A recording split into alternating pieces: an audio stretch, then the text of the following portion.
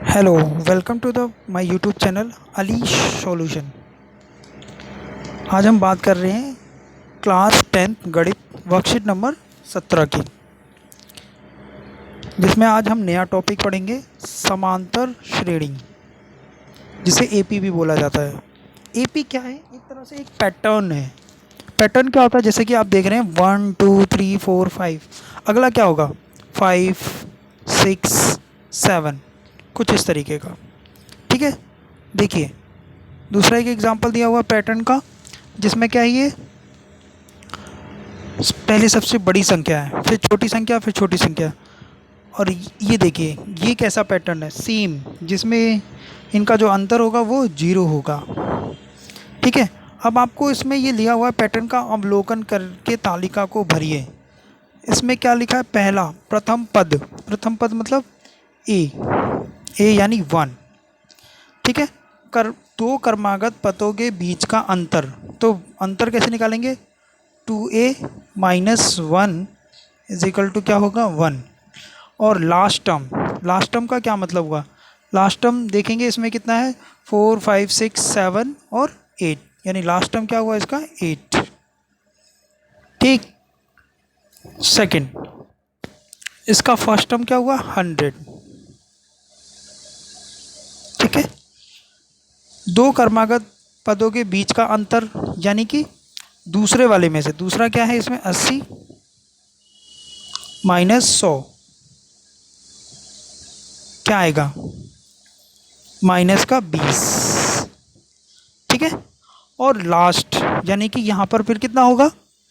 आप देख रहे हैं इसमें 20 का अंतर है, माइनस 20 का, तो अगला हो जाएगा 40। ठीक, माइनस 20। ठीक है, सॉरी, माइनस 20 नहीं, प्लस का ही 20 होगा। उसके बाद जीरो, और ये माइनस 20 आपका लास्ट का टर्म होगा, जिसे हम बोलते हैं अंतिम पद। अगला देख लेते हैं सी। सी में क्या है? फर्स्ट टर्म क्या है आपका? ये 6। दो का अंतर निकालना है, तो 6 माइनस 6 इज इक्वल टू क्या होगा? 0। तो लास्ट टर्म भी क्या हो जाएगा? 6। ठीक है, आगे देख लेते हैं इसमें क्या दिया हुआ है आगे। एक व्यक्ति का वेतन 12,000 रुपये से शुरू होता है और वार्षिक 500 रुपये बढ़ जाता है। शुरुआत शुरुआत कितने से हो रही है उसकी? 12,000। ठीक है, शुरुआत हो रही है उसकी 12,000, यानी पहला टर्म, पहला पद इसका 12,000 हुआ। उसके अंदर क्या करेंगे आप? अगले अगले वाले पद के लिए 500 रुपये उसमें जोड़ देंगे, तो क्या हो जाएगा? 12,500। ठीक है, इसके उससे अगले के लिए 500 उसमें और जोड़ देंगे, तो ये हो जाएगा 13,000। ठीक है, नेक्स्ट अगले पद के लिए 500 उसमें और जोड़ देंगे, तो 13,500। ठीक है, इस तरीके से आप यहाँ पे लिख देंगे 12,000, 12,500, 13,000, 13,500। ठीक है, और 500 उसमें और जोड़ देंगे, तो फिर क्या हो जाएगा? 14,000। ये यहाँ पे लिख देंगे। अगला देखिए, एक बैंक से 200 रुपये प्रति माह निकालना यदि प्रारंभ में 5,000 रुपये राशि खाते में थी। कितनी थी? 5,000। ठीक है, तो 5,000 में से आप क्या करेंगे? माइनस करेंगे 200, तो कितना हो जाएगा? 4,800। इसमें से 200 रुपये और माइनस कर दीजिए, तो 4,600। ठीक है, अगले महीने, उससे अगले महीने फिर 200 माइनस कर दीजिए, तो 4,400। उससे अगले महीने फिर 200 रुपये निकाल लिए, तो 4,200। ठीक है, ये यहाँ पे आप लिख देंगे। चलिए और आगे देख लेते हैं इसको। समांतर श्रेणी संख्याओं की एक ऐसी सूची होती है जिसमें प्रत्येक पद पूर्व पद में एक निश्चित संख्या के जोड़ने पर प्राप्त होती है। आपने देखा था, जैसे कि 2 है, 4 है, 6 है, 8 है। क्या कहना चाह रहा है? संख्याओं की एक ऐसी सूची, ये एक सूची मैंने बना दी, 2 4 8 6 8, जिसमें प्रत्येक पद यानी एक ये पद हो गया, ये पद हो गया, ये पद हो गया, प्रत्येक पद में एक निश्चित संख्या के जोड़ने पर प्राप्त होते हैं। यानी 2 में आप 2 को जब प्लस करेंगे तभी आपको 4 प्लस मिलेगा। 4 में जब आप 2 प्लस करेंगे तब आपको 6 मिला। फिर आप 6 में जब 2 को प्लस करेंगे तो आपको 8 प्राप्त होगा। तो आप क्या देख रहे हैं, एक निश्चित, क्या कह रहा है, एक निश्चित संख्या के जोड़ने पर प्राप्त होती है। ठीक है, तो इसे हम क्या कह देते हैं, एक समांतर श्रेणी है। जैसे कि इसमें दिया हुआ देखिए, अब एक इसका एक मानक रूप बन गया। ये देखिए, ये मानक रूप दिया हुआ है आपका ए प्लस डी, ए प्लस 2d, ए प्लस 3d। यानी ए क्या है हमारा पहला पद, दूसरे पद के लिए क्या लिखते हैं हम, ए प्लस डी। डी हमारा क्या होता है, सार्वधातुक इसे बोला जाता है। डी क्या होता है, देखिए लिखा हुआ डी हमारा क्या, सार्वधातुक। तीसरे पद के लिए क्या लिखेंगे हम, ए प्लस 2d। ठीक है, चौथे पद के लिए क्या लिखेंगे, ए प्लस 3d। देखिए एक तरह से और आप याद कर सकते हैं, अगर आपको दूसरा बोला तो यहाँ डी के साथ कुछ भी नहीं है, तीसरा बोला तो यहाँ डी के साथ 2 है, चौथा पद बोला निकालने के लिए तो यहाँ डी के साथ 3d। इस तरह से भी आप याद रख सकते हैं इसको बहुत आसानी से। एक बार और बता देता हूँ, जब हमसे बोला जाए पहला टर्म, पहला पद, तो वो स्वयं पहला ही टर्म हो जाता है जो पहला दिया होता है। दूसरे के लिए हम क्या करते हैं, ए प्लस डी। ठीक है, तीसरे के लिए ए प्लस 2d। तीसरे के लिए क्या करेंगे, यहाँ पे डी के साथ 2 लगा देंगे। और चौथे के लिए ए प्लस 3d। ऐसे ही आगे और निकलते चले जाएंगे। आपको बस ये ध्यान रखना है, पांचवा पद निकालना होगा तो ए प्लस 4d, जो सा पूछा जाए उसमें वो कम कर देंगे एक। इस तरह से भी आप याद रख सकते हैं। देखिए लास्ट का टर्म, सबसे लास्ट का, जिसे हम बोलते हैं ए एन। लास्ट कौन सी, एन मतलब यहाँ पे बहुत सारी संख्याएं हैं, 1 से लेकर अनंत तक। तो उसके लिए क्या करते हैं, ए प्लस एन माइनस 1d। ठीक है, ये एक मानक सूत्र भी निकल के आएगा, मानक रूप है। आगे इसमें, आगे वाली वर्कशीट में इसमें ये भी बताया जाएगा, A N is equal to A plus bracket के अंदर एन माइनस 1 इंटू डी। ठीक है, यहाँ पर ए क्या होता है, ए प्रथम पद होता है। पद का स्थान इसमें क्या आया, ए एन। और उसको एक निकालते कैसे हैं, जैसे मान लीजिए मैंने आपसे बोल दिया ए का 17वां पद निकालो, तो अब आपको क्या करना है, ए 17 यहाँ रख दिया, ए प्लस 17 माइनस 1d। तो क्या करेंगे, आपके पास आ जाएगा ए प्लस 17 में से 1 गया 16d। यानी A17 के लिए, A17 के लिए आपको ये चीज़ निकल के आ गई। ठीक है, अब ये जो D है, D हमारा क्या, सार्वधातुक। ठीक है, सार्वधातुक होता है। सार्वधातुक का मतलब क्या होता है कि एक निश्चित इनके बीच में अंक आता है। जैसे मैंने आपको एक पैटर्न शुरू में ही बताया था, 2 4 6 8 10। तो इन सब के अंतर बिल्कुल समान हो। ठीक है, इन सब के जो अंतर है वो क्या है, सबके अंतर 2 2 का है। ठीक है ना, 2 2 का सबके अंदर, बीच में 2 के और 4 के बीच का जो अंतर है वो 2 है। 6 और 4 के बीच का अंतर क्या है, 2 है। 8 और 6 के बीच का अंतर 2 है। ठीक है, 10 और 8 के बीच का अंतर क्या है, 2 है। तो अंतर निकालने के लिए हम क्या करते हैं, दूसरे वाले में से पहले वाले को माइनस करते हैं। क्या करते हैं, दोबारा सुनिए, दूसरे वाले टर्म को, यानी दूसरे वाले में से पहले वाले को माइनस करते हैं तो वो हमारे पास d निकल के आता है। ठीक है, अब d समान होना चाहिए, तभी वो कहेंगे कि वो समांतर श्रेणी है, एपी है। एपी से याद रखते हैं। अब यहाँ पे देखिए क्या लिखा हुआ, एक निश्चित संख्या। d निकालने का सूत्र क्या बता रखा है इसने, a n minus a n minus 1। ठीक है, अब यहाँ n की कुछ भी वैल्यू रख दीजिए। मैंने मान लीजिए 2 ऊपर वाले ही रख देता हूँ, तो क्या होगा, यहाँ पे a की वैल्यू 2 माइनस a 2 माइनस 1, तो क्या निकल के आया ए 2 माइनस ए 1, 2 में से गया 1, यही निकल के आ गया ना डी। तो डी का मतलब है सार्वांतर। चलिए आगे देख लेते हैं, इसमें आपको समझ में आ गया होगा। यदि दिए गए प्रथम पद एवं सार्वांतर द्वारा समांतर श्रेणी के प्रथम 4 पद लिखिए। ऐसे क्वेश्चंस आते हैं आपके, तो ये आप ध्यान में रखेंगे। आपको ये दिया हुआ है, 2 क्वेश्चंस दिए हुए हैं, पहला एंड दूसरा। उसमें देखिए हल करके आपको दिखा रखा है कि पहला पद क्या हुआ 4, डी क्या दे रखा है 3।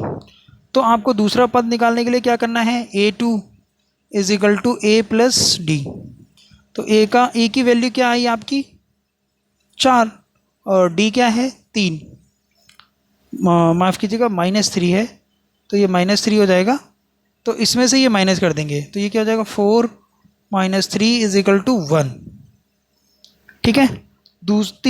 तीसरा पद निकालने के लिए क्या करना है आपको, a प्लस, मैंने आपको बताया था यहाँ पे 3 बोल रहा, तो यहाँ पे आएगा 2d। ठीक है। तो यहाँ पे क्या करना है आपको, पहला पद 4, उसके बाद 2 और d कितना है 3, तो ये हो गया 4, d आपका -3 है। ठीक है। तो ये हो गया 3 दूनी 6 माइनस का, ये हो जाएगा आपका -2। उसी तरह दे सकते हैं, आपने चौथा पद भी निकाल रखा है। ठीक है। अगला क्वेश्चन देखिए जो हल किया हुआ है, उसको थोड़ा सा समझा देता हूँ। इसमें क्या है आपका, पहला टर्म वर्गमूल 2 और उसका जो सार्वांतर है वो भी आपका वर्गमूल 2 है। तो पहला पद तो वही हो गया। दूसरा पद निकालने के लिए a plus D, a plus D का मतलब क्या हुआ, वर्गमूल 2 प्लस वर्गमूल 2। ठीक है, प्लस में है ये, तो क्या निकल के आएगा, ये वर्गमूल, तो 2 वर्गमूल 2।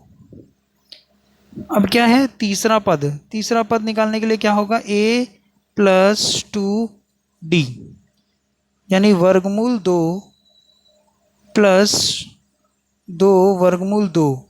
अब यहाँ पे देखिए क्या कर सकते हैं, आपको 2 वर्गमूल और ये 1 वर्गमूल, तो कितना हुआ 3 वर्गमूल 2।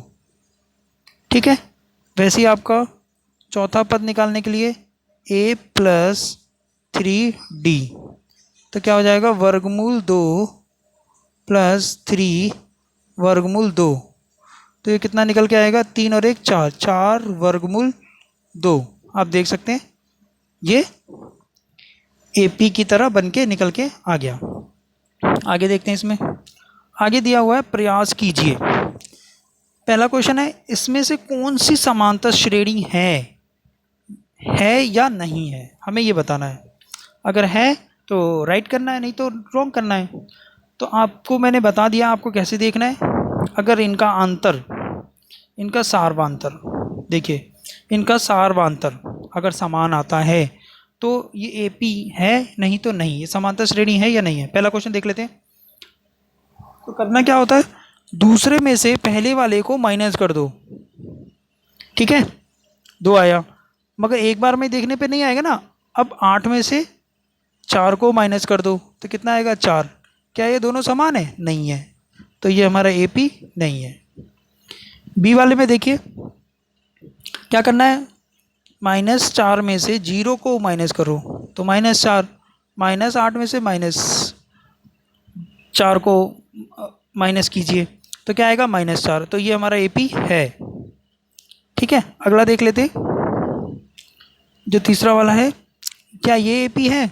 तो देखिए 2a minus a is equal to a हो जाएगा, 3 में से 2 गया 1, तो ये भी AP है। नेक्स्ट दूसरा क्वेश्चन, दी गई AP के प्रथम पद व सार्वांतर निकालिए। इसमें आपको क्या निकालना है, A निकालना है और D निकालना है इसमें से। तो आपको क्या करना है, दूसरे वाले में से पहले वाले को घटाना है, यानी 32 माइनस 34, तो क्या आ जाएगा -2। अब ये 30 माइनस 32, तो क्या आ जाएगा इसका भी -2। तो यहाँ आप देख रहे हैं सार्वांतर इसका क्या आया -2, और प्रथम पद क्या आया आपका 34, तो यहाँ आप लिख देंगे 34 और यहाँ -2। अगला देख लेते हैं इसका, -1 माइनस माइनस 5, ठीक है, क्योंकि माइनस करना होता है, दूसरे वाले में से पहले वाले को माइनस करना होता है। तो ये हो जाएगा -1 + 5 = 4। एक बार और चेक कर लेते हैं, 1 माइनस -1, तो ये क्या निकल के आएगा, 3 + 1 = 4। तो यानी इसका क्या आया, d = 4, और प्रथम पद इसका क्या है, -5, ठीक है। तीसरा क्वेश्चन देख लेते हैं। तीसरे क्वेश्चन में क्या कर रहा है, प्रथम 4 पद निकालिए। इसका आपका उदाहरण भी दिया था, अगर आपको उदाहरण समझ में आ गया तो ये भी बहुत आसान है। पहला पद दिया हुआ, दूसरा पद भी दिया हुआ है, तो पहला पद तो इसका 10 ही हो गया। दूसरा पद निकालने के लिए क्या करना है, a + d कर देना है।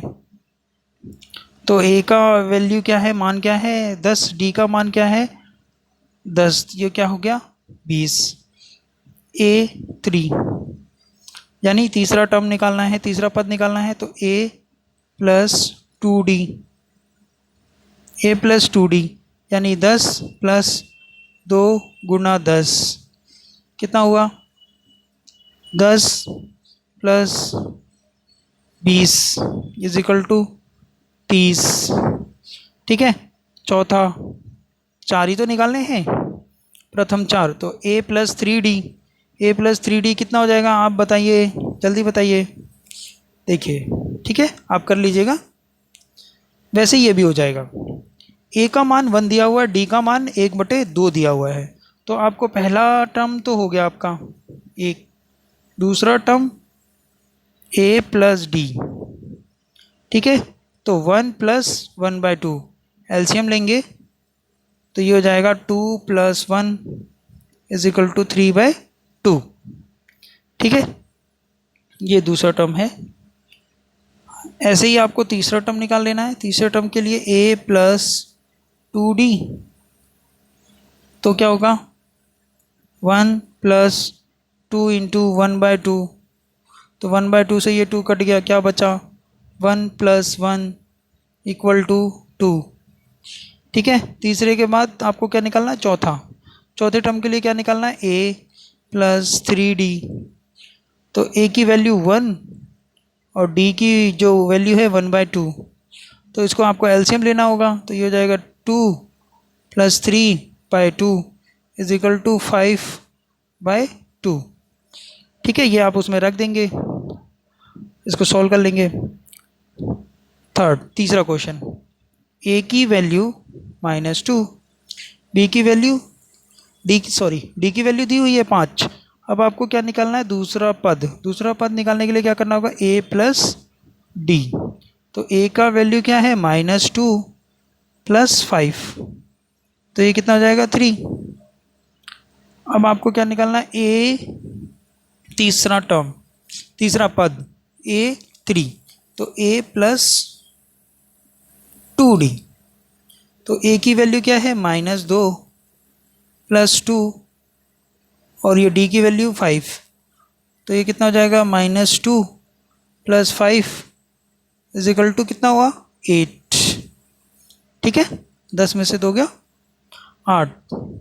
अब आपका क्या है, a4, तो a + 3d, ठीक है, तो ये क्या होगा, -2 + 3 × 5, -2 + 15, तो 15 में से 2 को माइनस कर देंगे, तो ये 13 हो जाएगा, ठीक है। आई होप आप समझ गए होंगे। आपको वीडियो पॉज करके देख लेना है, सॉल्व अगर पहले खुद कोशिश करेंगे ताकि आपको अच्छे समझ में आ जाए, अगर ना आए तो आप इसको पॉज करके देख सकते हैं, ठीक है।